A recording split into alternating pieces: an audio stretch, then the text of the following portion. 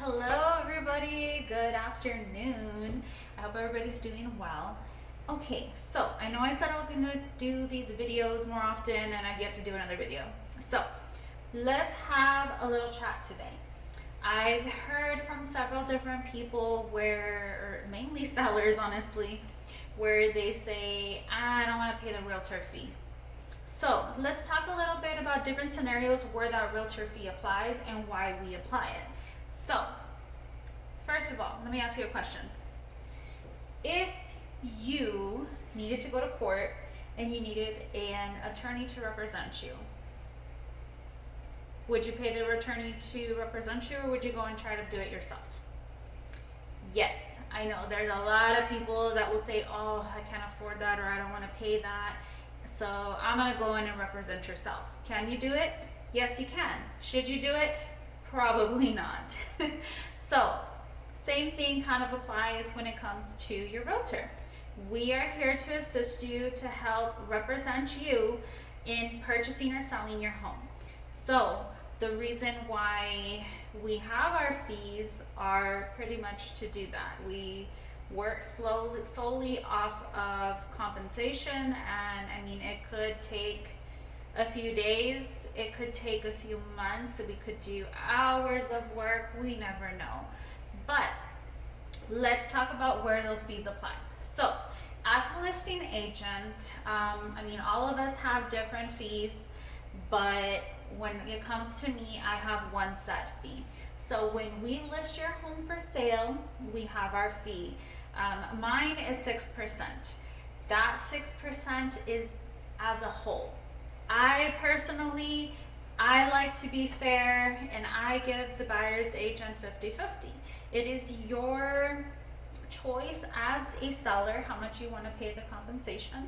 Some of us realtors have our set fee that that's just the way that we do it. So sometimes the buyer or the seller's agent or the seller will pay 2.5% or only 2%. That then leaves the buyer responsible to pay the difference to their agent. Sometimes, yes, we'll just take the cost if we know that that buyer cannot afford after all the down payments and closing costs that they need to pay. Sometimes we'll just suck up the cost and, you know, we get paid less because we want to just do good for our client. So in most cases, it's going to be a 50-50 deal. The buyer's agent will receive 3% and the listing agent will receive 3% as well. So that's just kind of standard that we receive 3%. Now, let's say that you are a buyer and you decide, I don't want a realtor because I don't want to pay the buyer's agent's commission. So in that case, really what's happening, you're not doing anything, you're not really saving money or anything like that, because what our job is to do is to negotiate to get the seller to pay that for you.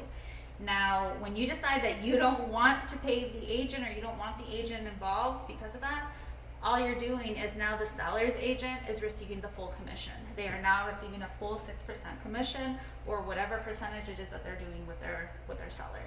So that, I mean, can hurt you because now you don't have representation, because legally we cannot represent both the buyer and the seller. We can help you write up the contract and submit that offer, but we cannot advise you what to do, and that your best interest is not really there, because we can't do that, because our best interest is not our seller.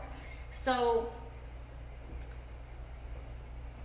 do you really want to purchase a home, your biggest asset of your life probably, and not have the proper representation? I would assume your answer would be no. So hopefully that helped, you guys. If you ever have any questions or anything at all, please feel free to call me, text me anytime. I do not care what time of day it is. If I am sleeping, I will call you back when I wake up. So thank you guys. Bye. Have a good day.